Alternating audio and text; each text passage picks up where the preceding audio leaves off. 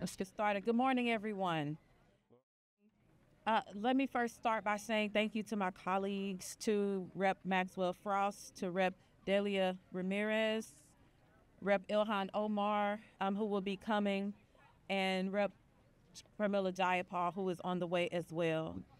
And thank you to the groups represented here today who helped organize this press conference. National Homelessness Law Center, the Southern Poverty Law Center, National Alliance to End Homelessness, and National Coalition for the Homeless.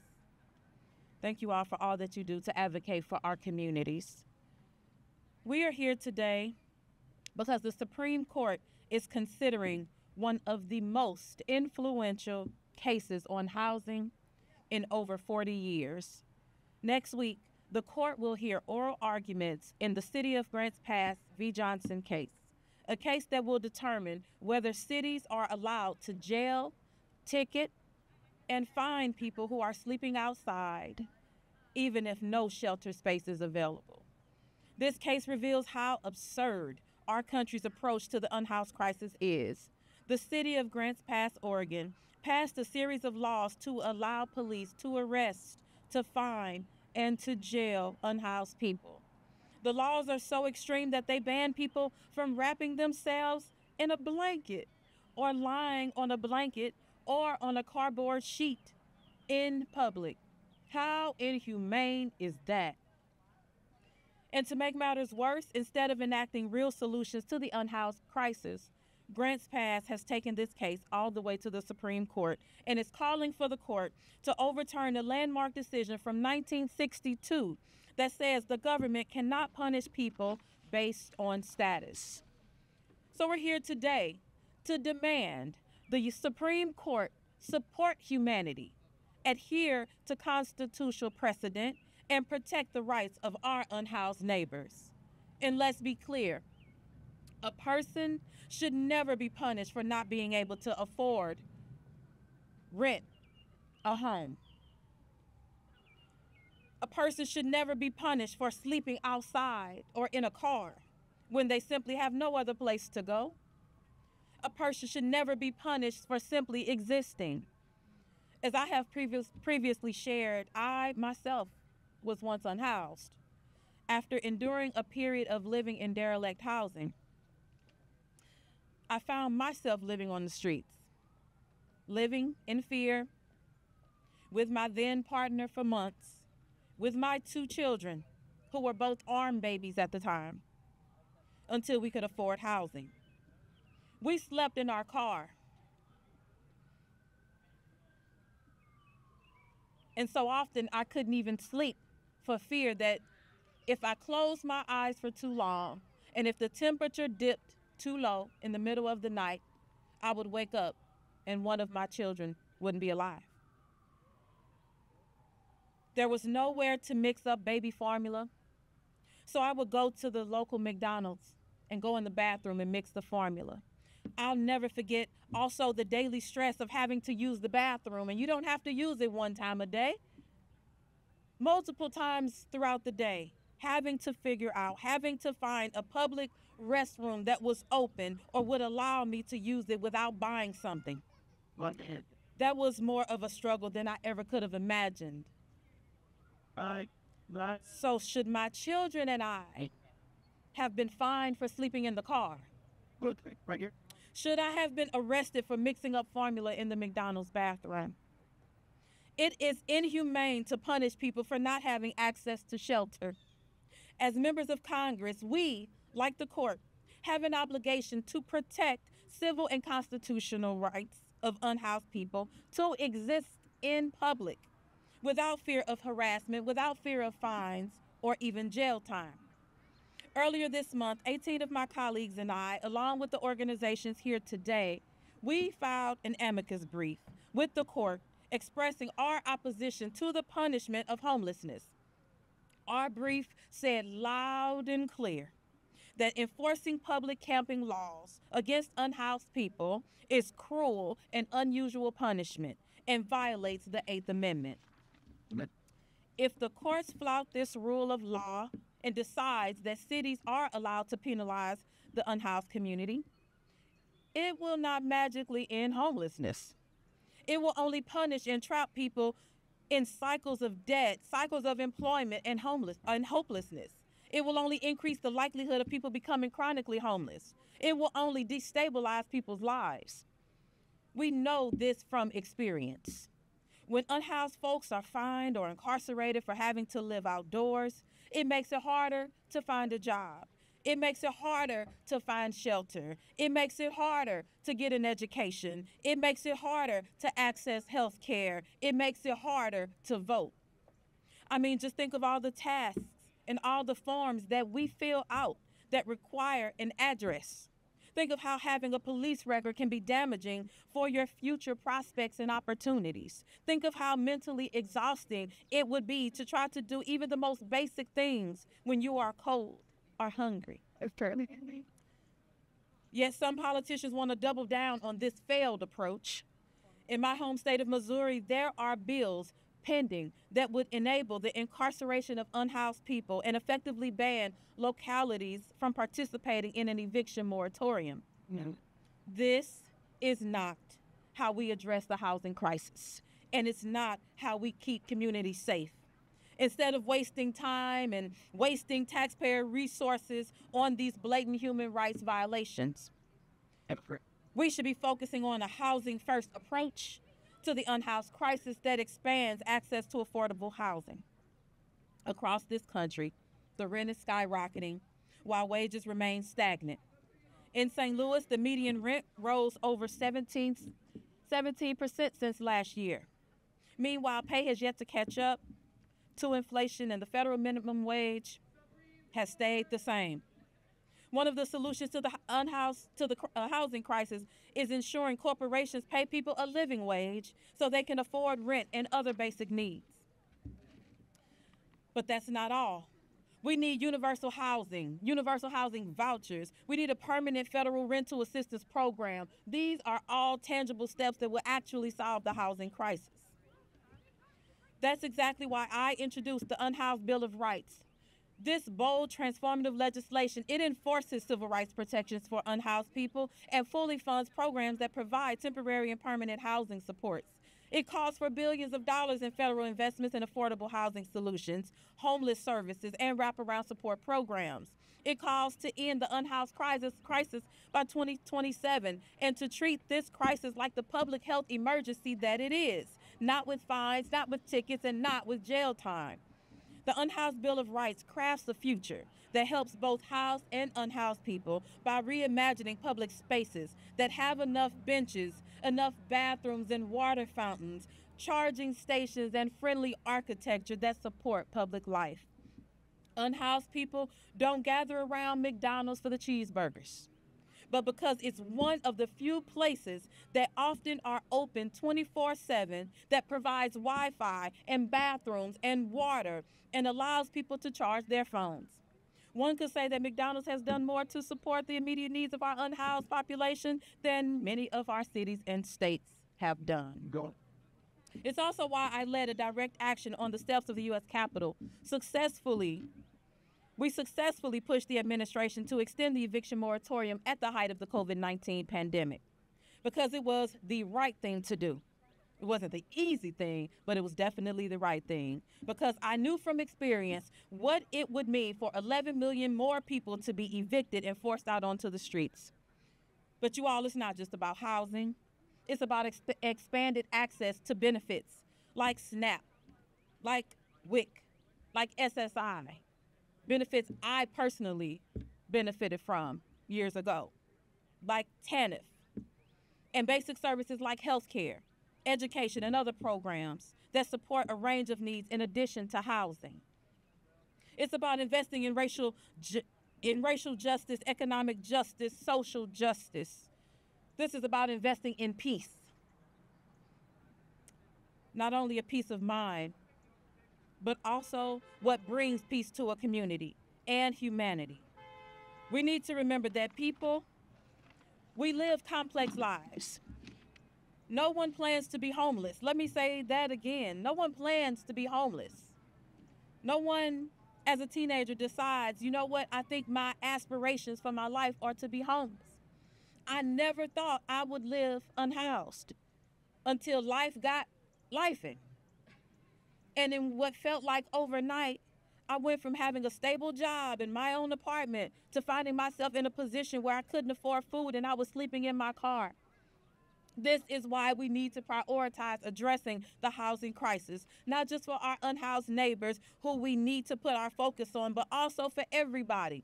Homelessness has increased by 12% this year, and the United States has the funding to invest in the housing solutions and in this crisis. The United States has the funding. We need to shift our priorities away from continuing to bloat our defense system and use at least a fraction of that money to end homelessness in our country once and for all. So that's why we are here today. We're calling on the Supreme Court to reject efforts to punish our homeless, our unhoused community members. Choose housing, not handcuffs. Choose compassion, not cruelty. Choose love for all of humanity, not a disregard for the downtrodden. Thank you. Next up, we are going to call Representative Delia Ramirez to the microphone. Let me give another big round of applause to the one, the only Congresswoman Cori Bush, who is always fighting for communities and will never stop. As you heard, my name is Delia Ramirez, and I am the Congresswoman of Illinois' 3rd Congressional District, and that is in part of Chicago. As you heard from Congresswoman Bush, in less than a week, one of the most important housing cases in a generation, the Johnson versus Grant Pass, will be argued before the Supreme Court. And Johnson versus Grant Pass essentially asked the court whether cities can punish unhoused people for covering themselves with a blanket, even in the absence of shelter. It is despicable that there are those who would seek to punish our neighbors for simply trying to survive in an impossible situation. We have proven over and over again that we are more than willing to try to make the problem of homelessness disappear.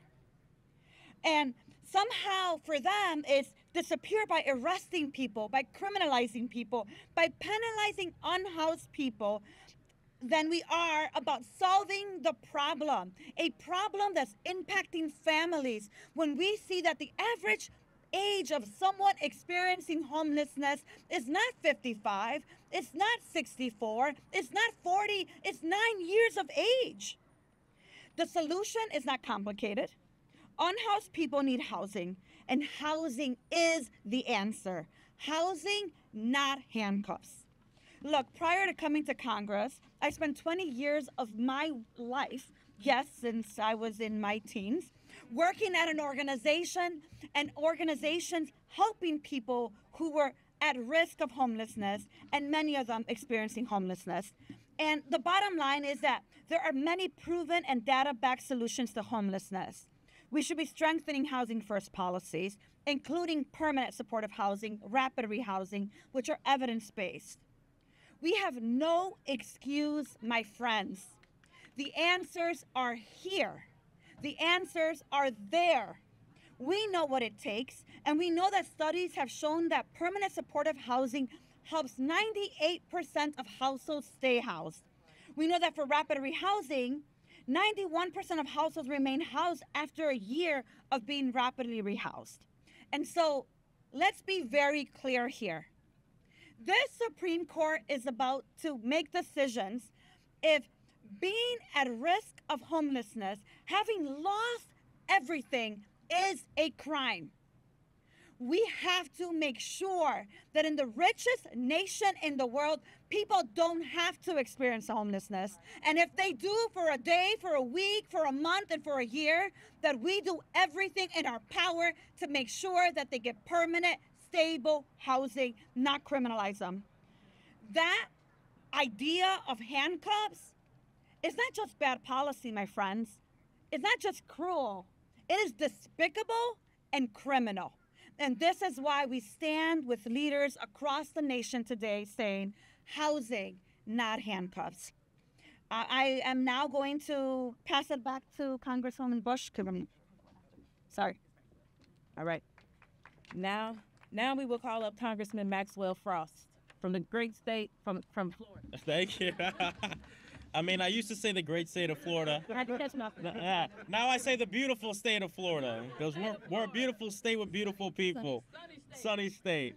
Well, listen, I just want to give my thanks to Congresswoman Cori Bush for putting this together. Having people in Congress who have experienced houselessness is the reason why this is here today. And having those voices in Congress is really important. And I'm one of those voices myself. This is a very personal issue for me.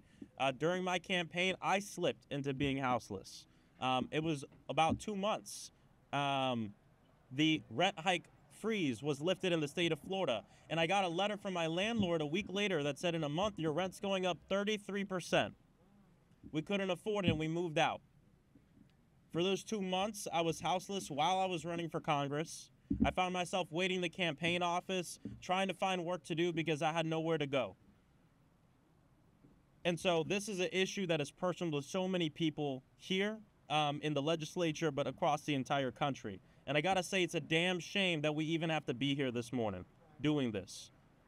It's a damn shame we have to say housing, not handcuffs. It's a damn shame that cities across the entire nation are passing ordinances to criminalize people for experiencing houselessness. One was passed in my city of Orlando. And we got to be clear, if you're criminalizing people who are experiencing houselessness, what you're also criminalizing is the results of your inaction, the results of the inaction of politicians. That is what's being criminalized. We cannot arrest ourselves out of this problem. And I got so many colleagues in Congress that want to talk about the costs, and the costs. Cost isn't just dollars and cents.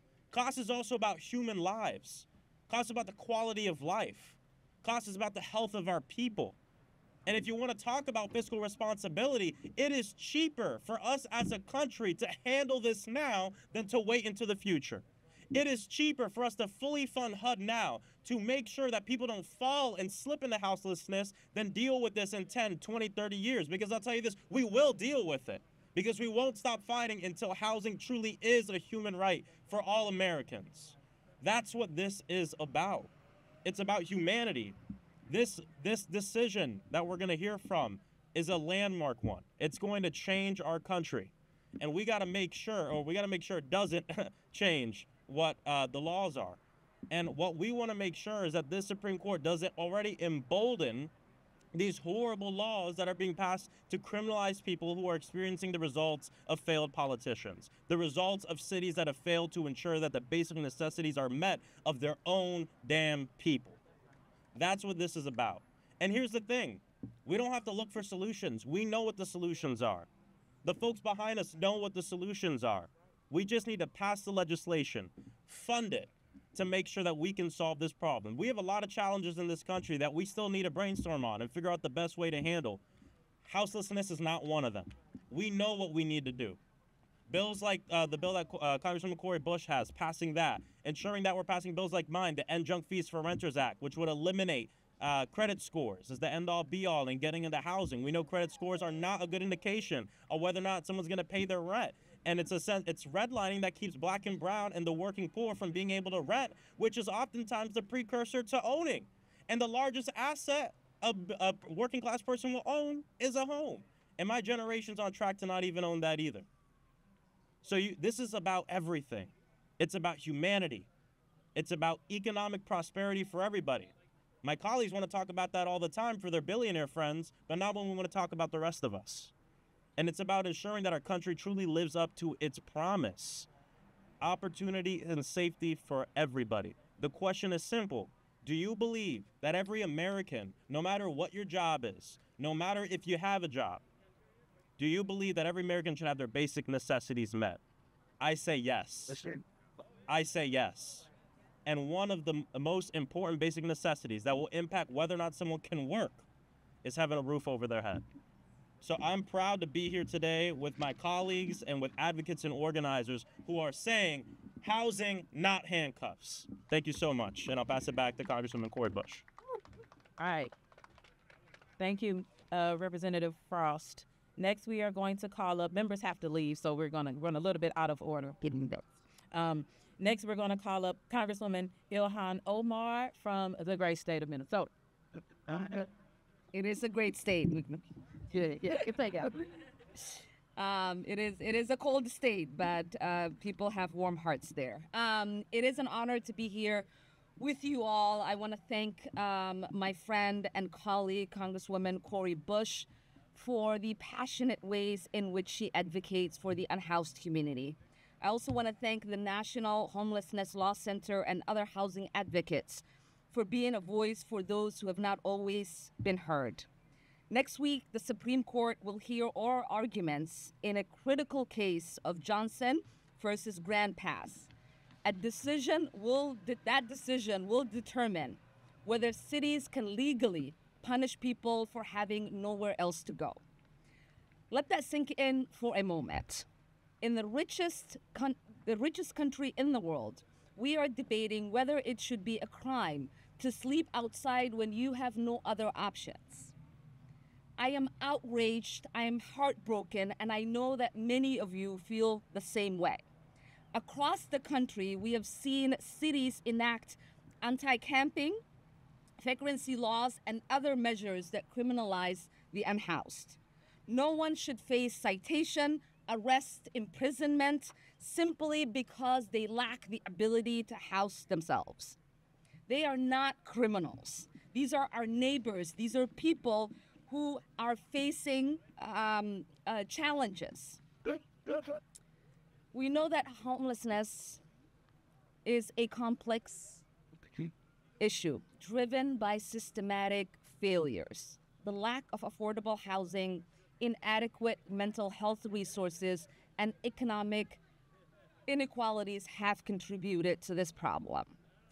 The solution is not to arrest our way out of this crisis, but to invest in permanent supportive housing.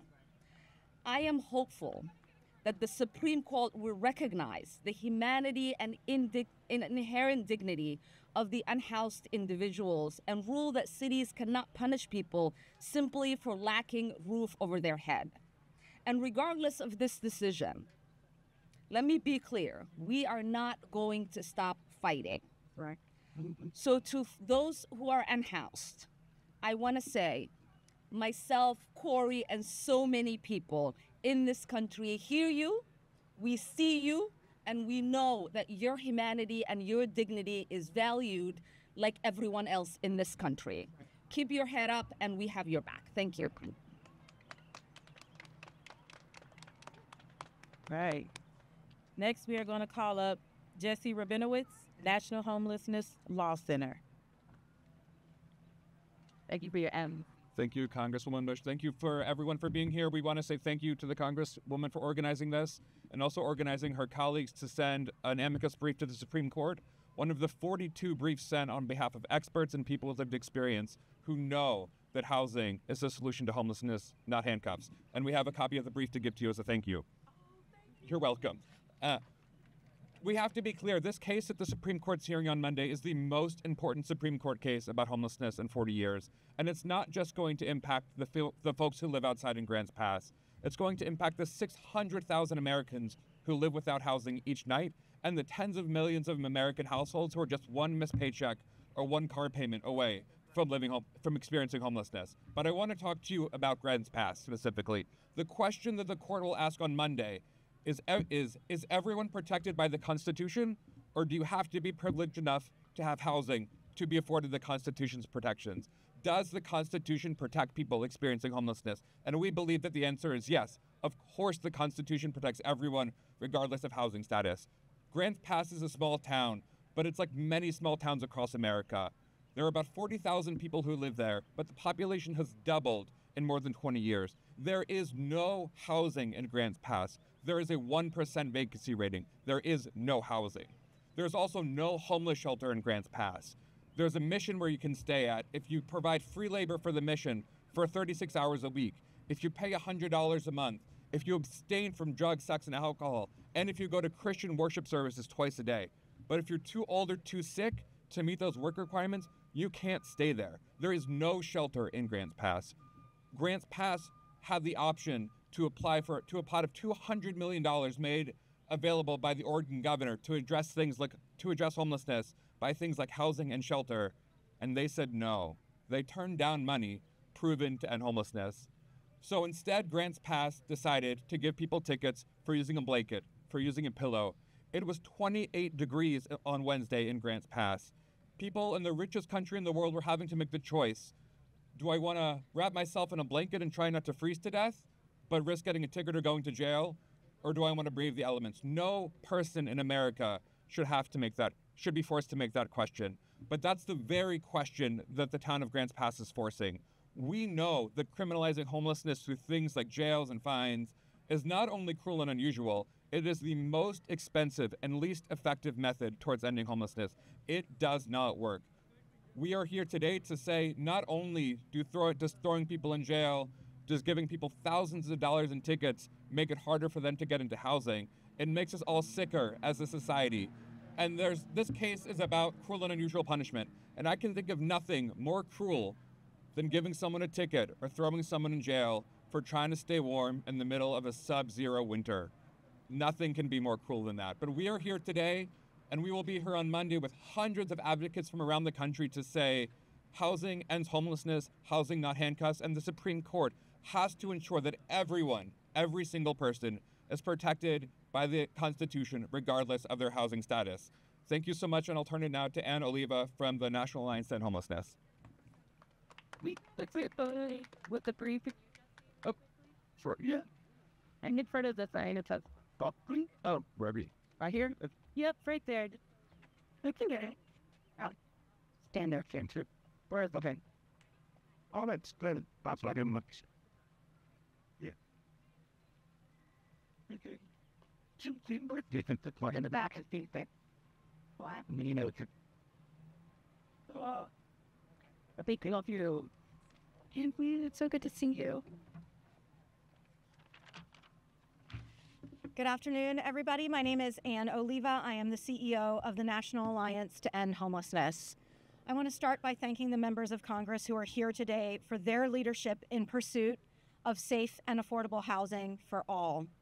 I also want to thank them for standing with us today to bring attention to the case that will be heard by the Supreme Court on Monday, a case that will determine how human beings experiencing homelessness, human beings that include veterans, families with kids, elders, people with disabilities, and others, how they can be treated under the law.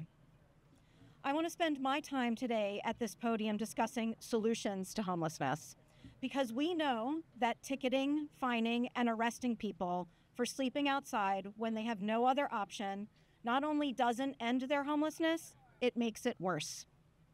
Nationwide, we have a shortage of about 7.3 million units of available and affordable housing for those with the lowest incomes.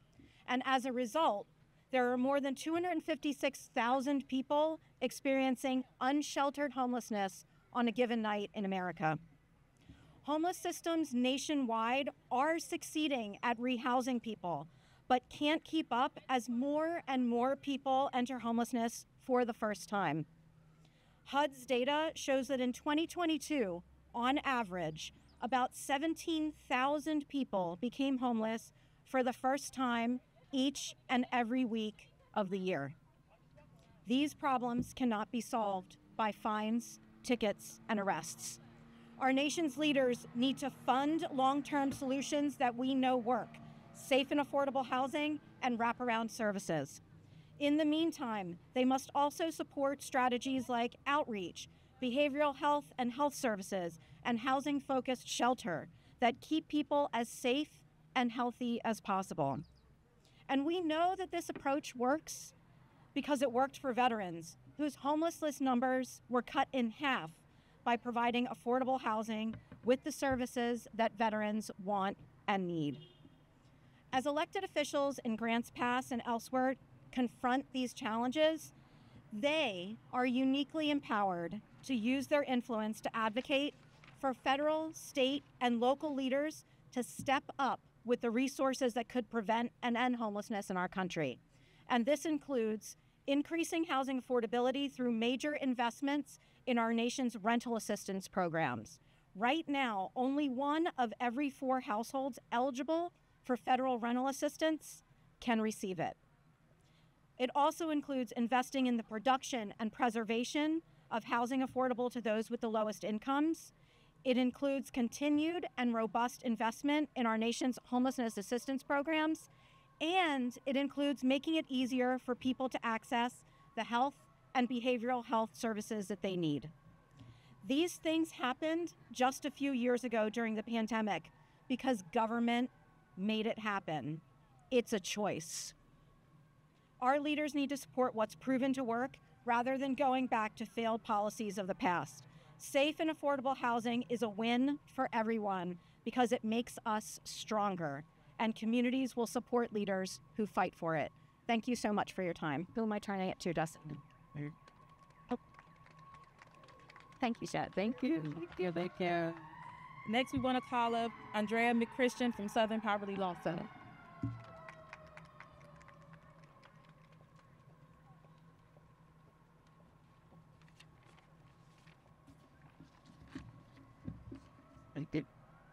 Good afternoon.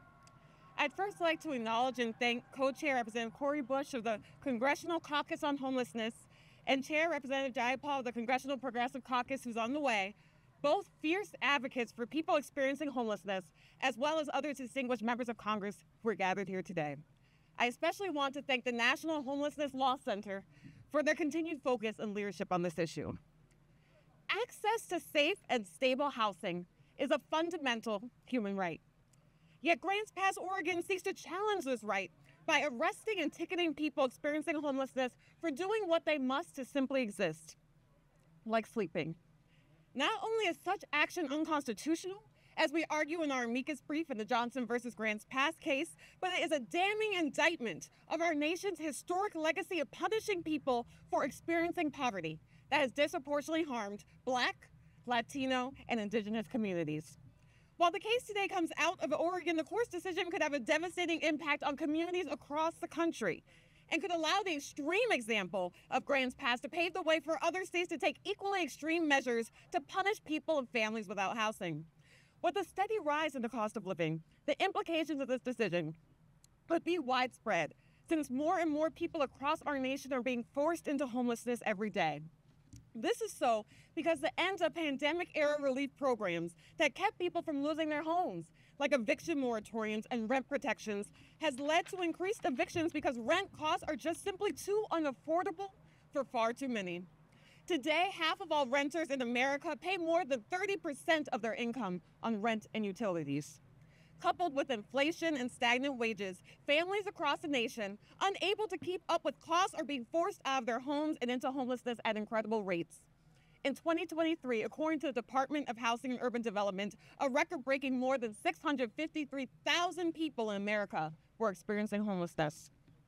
But rather than meeting these individuals with safe housing options and supportive resources, a decision in favor of Grants Pass could lead to jurisdictions across the nation ratcheting up fines, fees, and jail time for people experiencing homelessness who are merely trying to survive.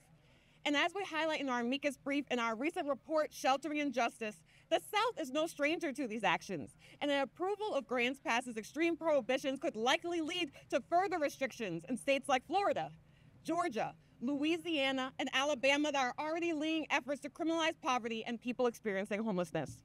Importantly, no matter what decision the court hands down, there are feasible policy solutions that Congress can advance now to end this harmful practice and support access to safe and stable housing. First, as mentioned, there must be a consistent and high level of funding appropriated for the Department of Housing and Urban Development to support people experiencing homelessness. We urge Congress to adopt the President's fiscal year 2025 budget of $10 billion in federal housing for homelessness assistance. Second, most of the jurisdictions that are arresting and ticketing people experiencing homelessness receive federal funding. Thus, as we urge in our 2024 federal policy platform toward a just and equitable future, Congress should condition federal funding to these localities to ensure they not only stop this practice, but are forced to develop innovative solutions for affordable housing options. Last, we agree with the congressional members' amicus brief led by Representative Bush and joined by several members of Congress here today that, quote, while the public might not be aware of the root causes of homelessness, Congress is. And we know what Congress can accomplish when it has the will to act, end quote.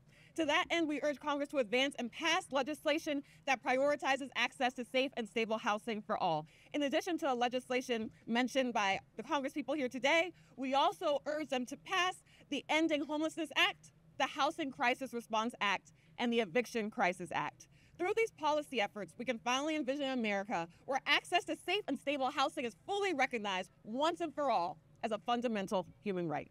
Thank you.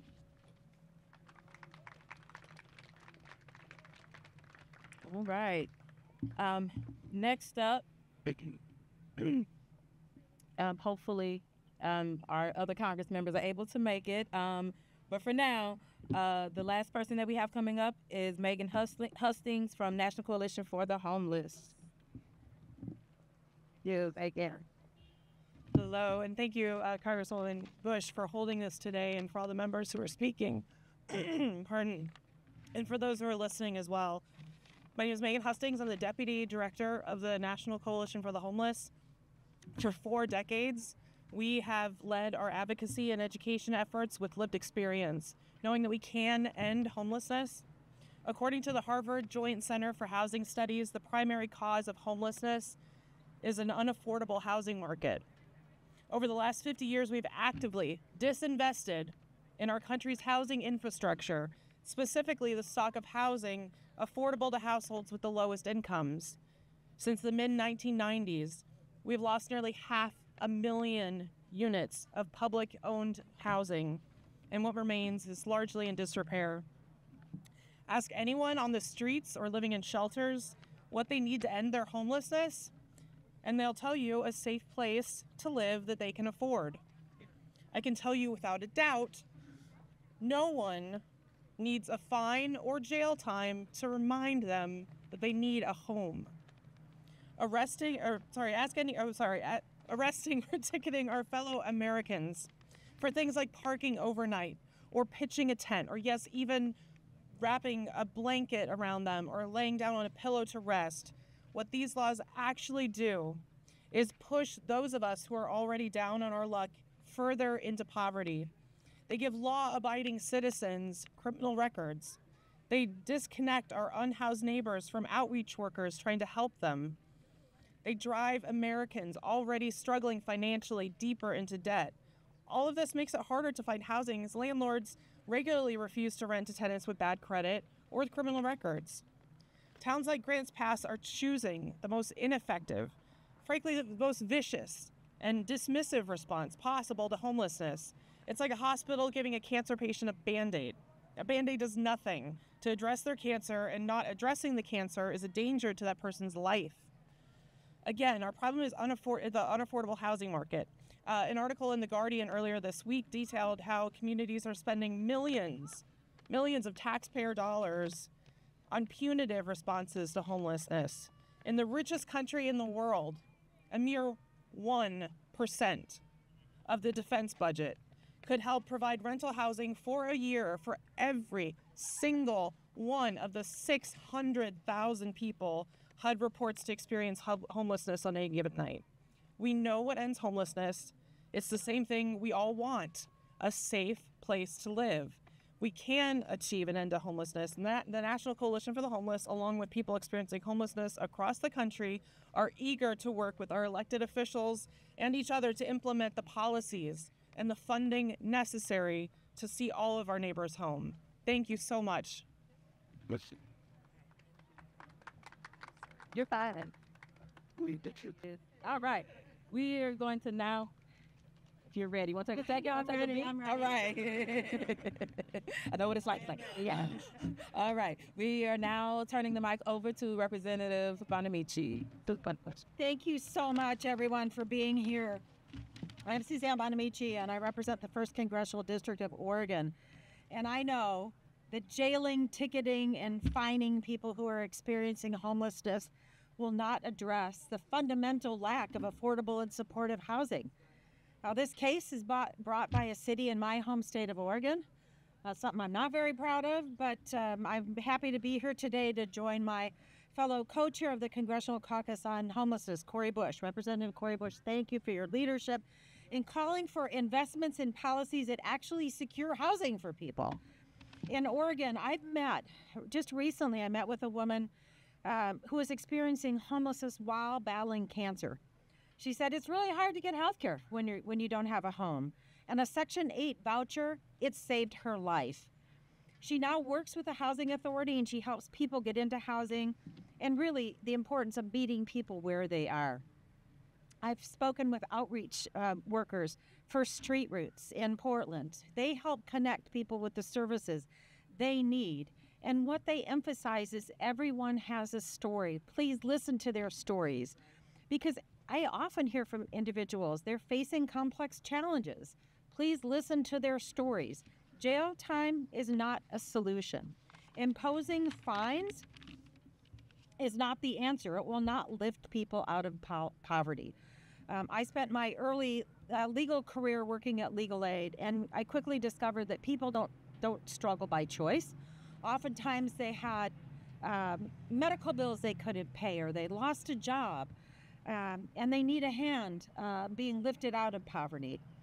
So the cruel and cynical punishment for real human challenges, there are challenges: unaffordable rent, financial emergencies, health challenges. I stand here today to call for a solution to the housing crisis. It's better than handcuffs and it's better than a jail cell. I call on my colleagues to work together to increase access to affordable housing through more Section 8 vouchers, recovery housing, affordable health care, and importantly, wraparound services.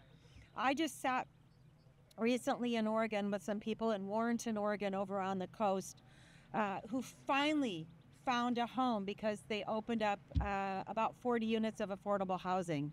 They told their stories about what it meant to them to be off of the street into someplace where they felt safe and there was not a dry eye in the room. Let's tell more of their stories, because people experiencing homelessness, they're not criminals. The crime here is a failure to meet the needs of people who struggle.